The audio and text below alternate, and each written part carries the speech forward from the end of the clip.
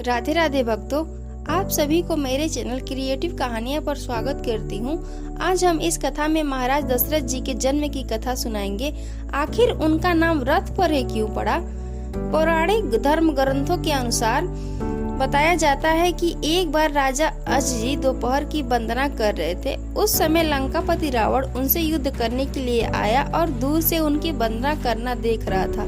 राजा अज जी ने भगवान शिव जी की वंदना की और जल आगे अर्पित करने की जगह पीछे फेंक दिया। यह देखकर रावण को बड़ा आश्चर्य हुआ और वह युद्ध करने से पहले राजा अज जी के सामने पहुंचा तथा पूछने लगा कि हमेशा वंदना करने के पश्चात जल का अभिषेक आगे किया जाता है, न कि पीछे। इसके पीछे कारण क्या है?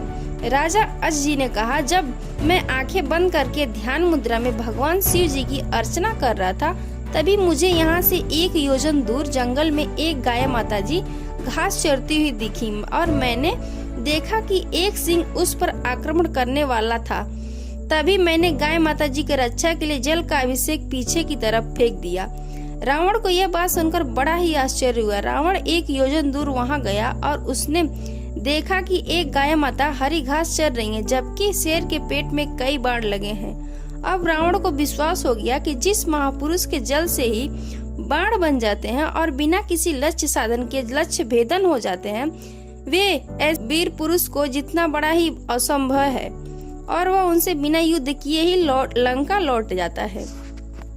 एक बार राजा अज जी जंगल में भ्रमण करने के लिए गए तो उन्हें एक बहुत सुंदर सरोवर दिखाई दिया। उस सरोवर में एक कमल का फूल था जो अति सुंदर प्रतीत हो रहा था। उस कमल को प्राप्त करने के लिए राजा अज जी सरोवर में चले गए, किंतु यह क्या, राजा अज जी जितना करीब जाते उस कमल के, वो उतना दूर हो जाता और राजा अज जी उस कमल को नहीं पकड़ पाते। अतः आकाशवाणी हुई कि हे राजन, आप निसंतान हैं, आप इस कमल युग नहीं हैं। इस भविष्यवाणी ने राजा अज जी के हृदय में एक भयंकर घात किया था। राजा अज जी महल में चले आए और चिंताग्रस्त रहने लगे, क्योंकि उन्हें संतान नहीं थी, जबकि वह भगवान शिव जी के परम भक्त थे।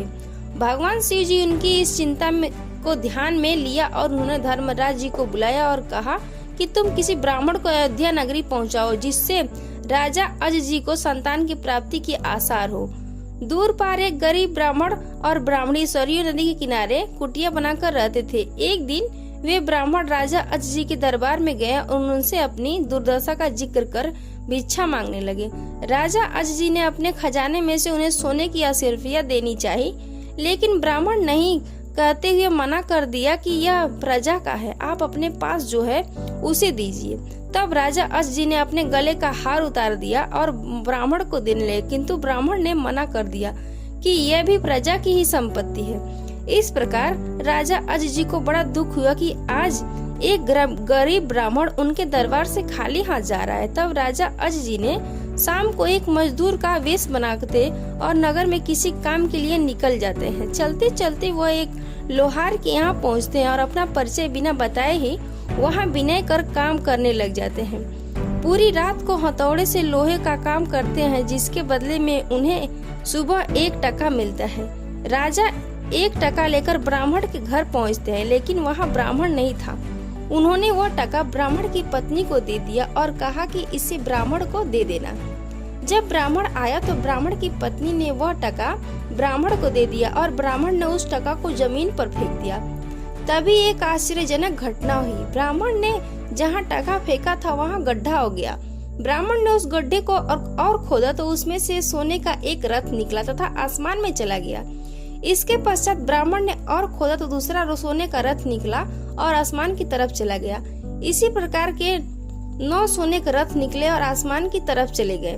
और जब 10वां रथ निकला तो उस पर एक बालक था और रथ जमीन पर आकर ठहर गया। ब्राह्मण उस बालक को लेकर राजा अज जी के दरबार में पहुंचे और कहा, राजन, इस पुत्र को स्वीकार कीजिए। यह आपका ही पुत्र है जो 1 टका से उत्पन्न हुआ है, तथा इसके साथ में सोने के 9 रथ निकले जो आसमान में चले गए, जबकि यह बालक 10वें रथ पर निकला, इसीलिए यह रथ तथा पुत्र आपका है।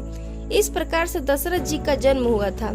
महाराजा दशरथ जी का असली नाम मनु था और वे 10 दिशाओं में अपना रथ लेकर जा सकते थे, इसीलिए दशरथ नाम से प्रसिद्ध हुए। यह कथा कैसी लगी कमेंट बॉक्स में जरूर बताइएगा। वीडियो पसंद आए तो लाइक जरूर कीजिएगा। जय सीताराम।